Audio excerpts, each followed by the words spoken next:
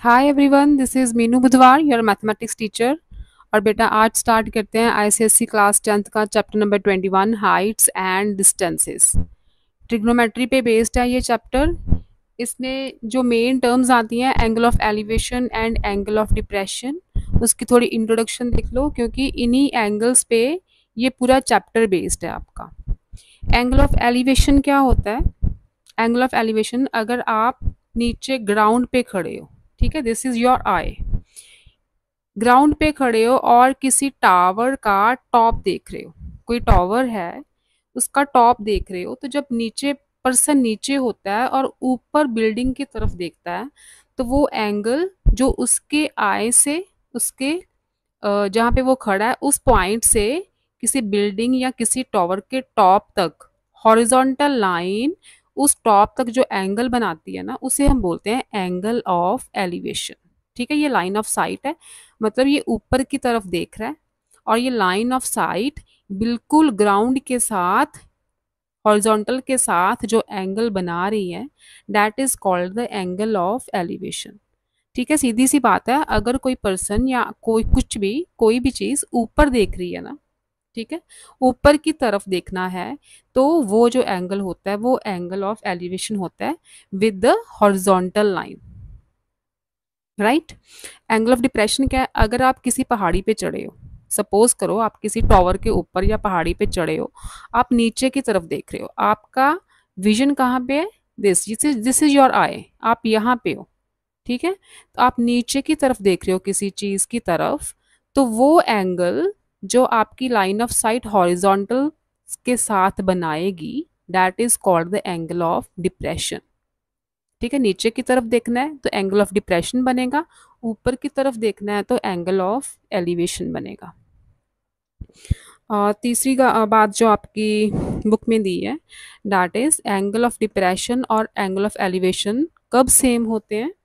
जब सपोज करो angle of depression of point P, ठीक है, इस पॉइंट की तरफ आप देख रहे हो, कहाँ से? ओ पॉइंट से, ओ पॉइंट से पी की तरफ देख रहे हो, तो ये जो एंगल ऑफ डिप्रेशन है वो इक्वल होगा एंगल ऑफ एलिवेशन अगर आप पी पे खड़े होके ओ की तरफ देख रहे हो।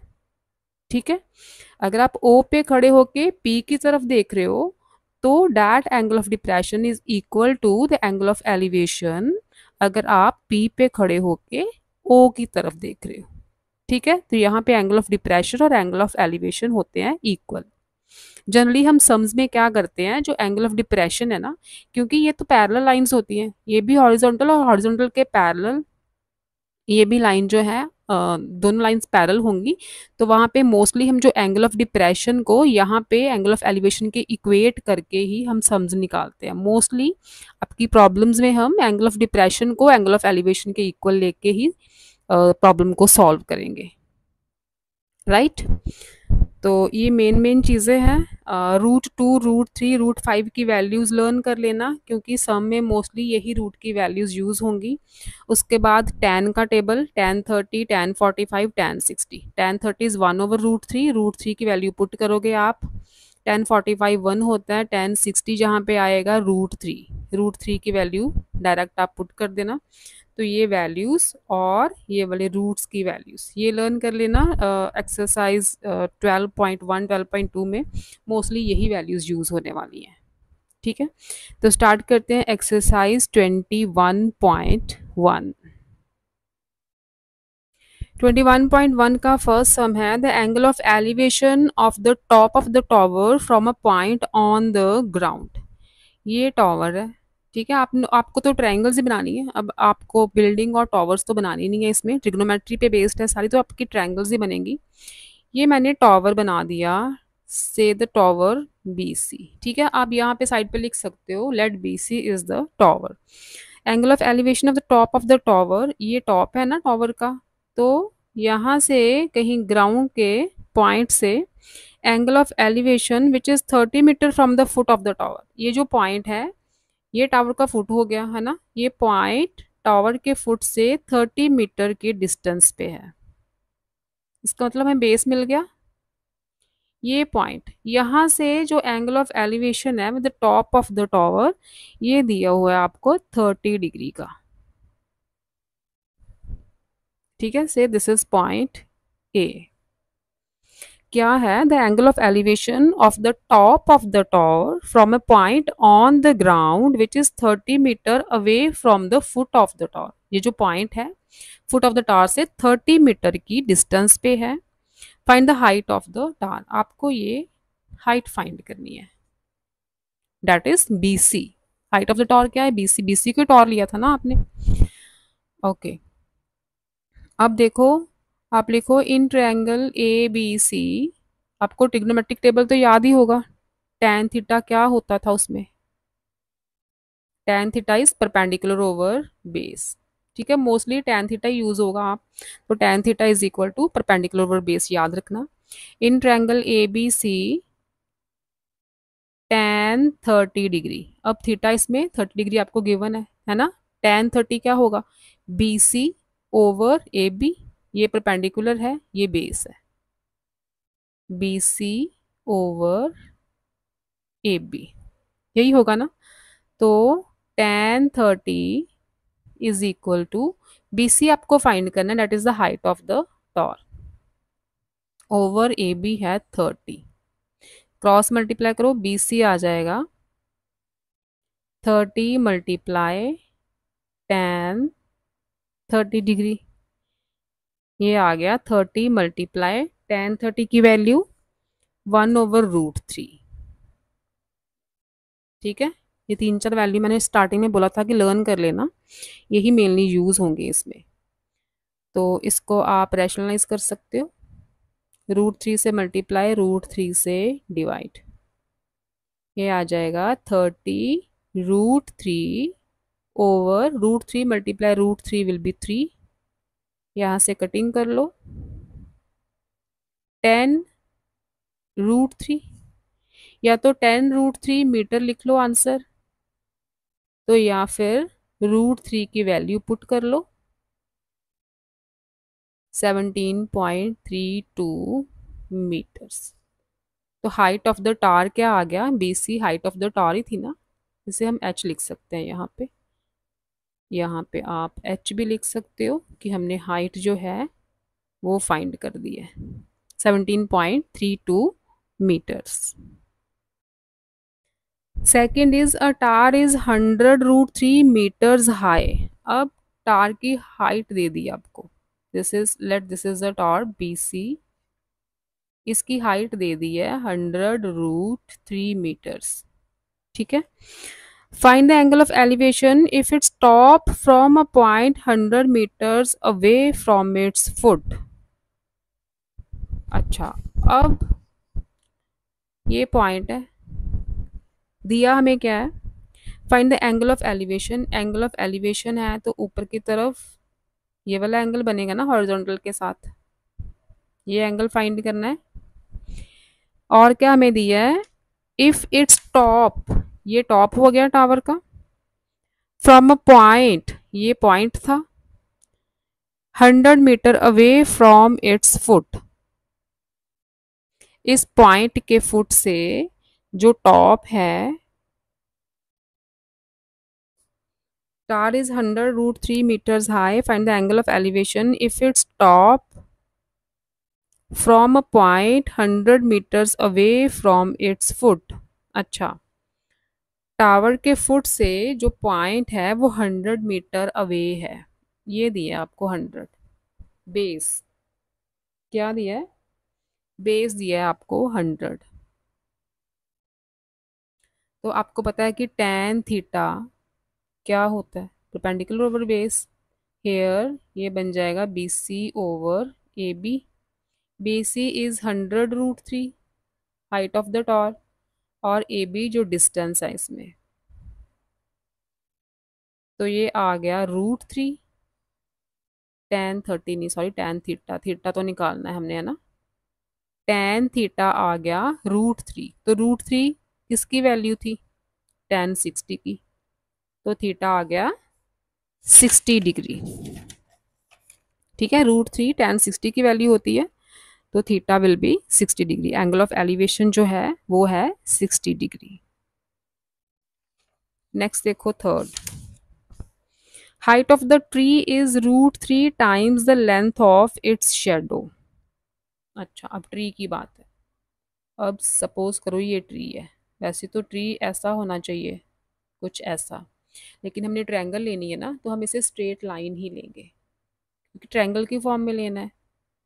से B C is a tree. अब अगर बी सी ट्री है तो उसका शेडो कहाँ पे होगा? ट्री का शेडो देखा है कभी? नहीं देखा तो फिर देखना आज। ट्री का जो शेडो है ना वो इसी ग्राउंड पे होगा, in the form of horizontal. ठीक है, ट्री का शेडो ये बेस बनाएगा ट्रायंगल की। ये ट्री का शेडो क्या बोला है? Height of trees √3 times the length of its shadow. Suppose करो अगर शेडो x मीटर है तो ट्री की हाइट है √3x। ठीक है, इफ, यहाँ पे लिख देना, if shadow A B is x meters, then height of the tree is √3x meters। Right, metres तो दिए नहीं हुए वैसे आपको, ये रहने दो, यूनिट्स तो दिए नहीं है। Find the angle of elevation of the sun. ठीक है, तो सन कहीं यहीं पे होगा, हम तो टॉप तक, ट्री का टॉप लेंगे ना। अगर हम सन की तरफ देखेंगे यहाँ से, इस पॉइंट से, तो this will be angle of elevation. तो in this triangle tan theta क्या बना? B C perpendicular over base, right. tan theta is equal to B C क्या है? √3x। ए बी क्या है? Only x। x के साथ x कैंसिल, tan थीटा आ गया √3। √3 किसकी वैल्यू है? tan 60 की। तो थीटा इज 60 डिग्री। एंगल ऑफ एलिवेशन क्या हुआ? 60 डिग्री। नेक्स्ट है fourth sum. A kite is flying at a height of 75 metre from a level ground. Okay, kite है तो सपोज करो दिस इज अ काइट। ठीक है, तो हम ट्रायंगल बनाते हैं। ग्राउंड से यहाँ तक कितनी हाइट दे रखी है? 75 मीटर। कि ग्राउंड से जो लेवल है उसकी काइट की हाइट का वो 75 मीटर दिया है। Attached to a string inclined at 60 degree to the horizontal. ये हॉरिजॉन्टल हो गया। अब काइट सीधी तो उड़ती नहीं है, उसके साथ स्ट्रिंग होता है ना, धागा होता है। तो जैसे यहाँ से कोई पर्सन काइट उड़ा रहा है तो ऐसे होता है ना, स्ट्रिंग, है ना। तो this is the angle of elevation to the horizontal. Find the length of the string to the nearest metre. तो स्ट्रिंग कौन सा है? यही है ना, ऐसे ही उड़ती है काइट, तो ये लेंथ आपको फाइंड करनी है। ठीक है, ए बी सी ले लो ट्रायंगल। अब आपको हाइपोटेन्यूज फाइंड करना है। थीटा गिवन नहीं है। थीटा गिवन है क्या? Kite is flying at a height of 75 meter from the level ground attached to a string inclined at 60 degree. Theta is given. To the horizontal, find the length of the string to the nearest meter. अब देखो ये perpendicular और ये hypotenuse. अब string क्या है? Hypotenuse है इस राइट एंगल ट्रायंगल का। तो परपेंडिकुलर और हाइपोटेन्यूज में कौन सा रिलेशन था? Sine theta. याद है ना? पंडित बद्री प्रसाद हर हर बोले, साइन कॉज टैन। तो परपेंडिकुलर पर हाइपोटेन्यूज कौन सा रिलेशन है? साइन का। तो यहाँ पे हम लिखेंगे sine 60 degree is equal to B C over A C. ठीक है, साइन 60 की वैल्यू √3/2 होती है। ट्रिग्नोमेट्री का जो टेबल है मैंने ट्रिग्नोमेट्री चैप्टर में करवाया था आपको, तो वो टेबल आपको लर्न करना पड़ेगा साइन कॉस टैन की वैल्यूज के लिए। BC इज 75, AC हमने फाइंड करना है, क्रॉस मल्टीप्लाई करो, AC multiply √3 is equal to 2 multiply 75। AC जो है लेंथ ऑफ स्ट्रिंग है ओवर √3, 2 मल्टीप्लाई 75 ओवर 1.732। ठीक है, √3 की वैल्यू पुट करोगे आप यहाँ पे, या तो ऐसे वैल्यू पुट कर लो। अगर आपको डिवाइड करने में दिक्कत हो रही है तो इसे रैशनलाइज कर लो, √3 से मल्टीप्लाई, √3 से डिवाइड, ये बन जाएगा, ऊपर तो √3 रहेगा, नीचे √3 मल्टीप्लाई √3 3 आ गया, इसके साथ कटिंग कर दो, 3 2 ज़ा 6, 3 5 ज़ा 15, ये आ गया 50√3, या तो 50√3 मीटर ऐसे लिख दो, ठीक है, और नहीं तो √3 की वैल्यू 1.732 पुट करो, इनको मल्टीप्लाई करो, it will be near about 86.6 metres. इसे आप 87 भी लिख सकते हो, क्योंकि 5 से बड़ा है ना नंबर ये, अगर नेक्स्ट वाला डिजिट 5 से बड़ा हो तो प्रीवियस में एक प्लस कर देते हैं, पढ़ा है ना आपने, ये भी पढ़ा होगा, कॉन्सेप्ट पढ़ाया था शायद मैंने। Next is sum number 5th, from the top of a cliff 50 metre high, 50 metre high एक क्लिफ है, क्लिफ मतलब ऊंची सी एक चट्टान, ऊंचे से रॉक को या ऊंची सी चट्टान को हम क्लिफ बोलते हैं। 50 मीटर हाई एक क्लिफ है, from the top of a Cliff, Cliff की टॉप से angle of depression of a boy is 30 degree. अब बॉय क्या है, बॉय मीन्स जैसे आप समुंदर में या रिवर्स में जाते हो ना, तो वहाँ पे एक फ्लोटिंग ऑब्जेक्ट आपको कहीं कहीं नज़र आता है, ये बताने के लिए कि इस एरिया में जो डेप्थ है वाटर की काफ़ी ज़्यादा है, ये एरिया डेंजरस है, तो इधर मत आओ। तो आपने आपको थोड़ा सा मतलब अवेयर करने के लिए उन्होंने कुछ ना कुछ फ्लोटिंग ऑब्जेक्ट रखा होता है, उसको नीचे जो रिवर या समुंदर का जो ग्राउंड लेवल होता है ना, उससे बांधा होता है उसको, तो उसे हम बुआई बोलते हैं, डैट इज। तो वो यहाँ पे समुंदर में या रिवर में कहीं भी होगा, यहाँ पे कोई बुआई है, मतलब यहाँ पे एक चीज उन्होंने उन्होंने बांधी हुई है आपको अवेयर करने के लिए कि ये इस लेवल पे बोट या शिप या आप तैरते हुए मत आओ, ठीक है, तो अवेयर करने के लिए कुछ ना कुछ यहाँ पे टाई किया होता है। ये क्लिफ का टॉप, ये बॉय, आगे है angle of depression of a boy, यहाँ से कोई बंदा अगर देख रहा है तो ये वाला जो angle of depression, angle of depression मतलब बॉय की तरफ देख रहा है क्लिफ के टॉप से, तो एंगल ऑफ डिप्रेशन यहाँ बनेगा, ये होता है ना एंगल ऑफ डिप्रेशन। इसके पैरेलल हॉरिजॉन्टल लाइन कौन सी होगी, ये वाली, ठीक है, तो ये एंगल ऑफ डिप्रेशन तो यहाँ बन रहा, ठीक है, तो ये एंगल इस एंगल के इक्वल होगा, ऑल्टरनेट एंगल्स बनते हैं ना, जो शुरू में किया था कि इसी पॉइंट से जो एंगल ऑफ डिप्रेशन होगा वो एंगल ऑफ एलिवेशन के इक्वल होगा, तो इसी एंगल ऑफ डिप्रेशन को हम यहाँ पे यूज करेंगे।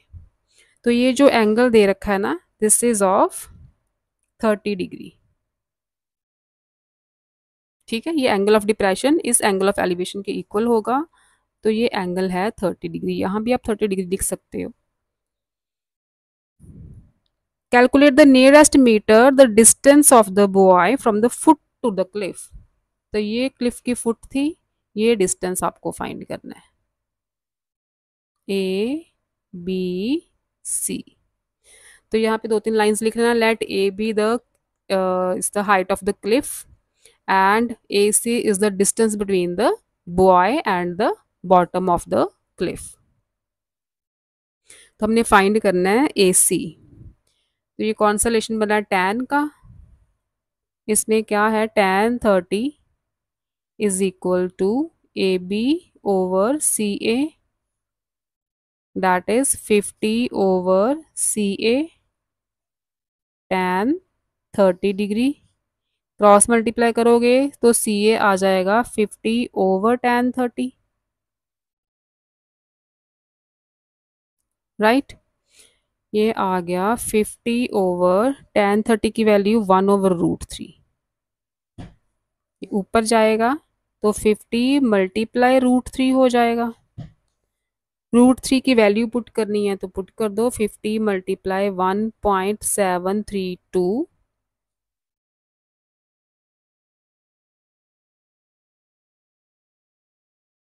यस 50 मल्टीप्लाई 1.732, तो ये भी जैसे प्रीवियस आंसर आया था वही सेम आ रहा है, नियर अबाउट 87 मीटर्स।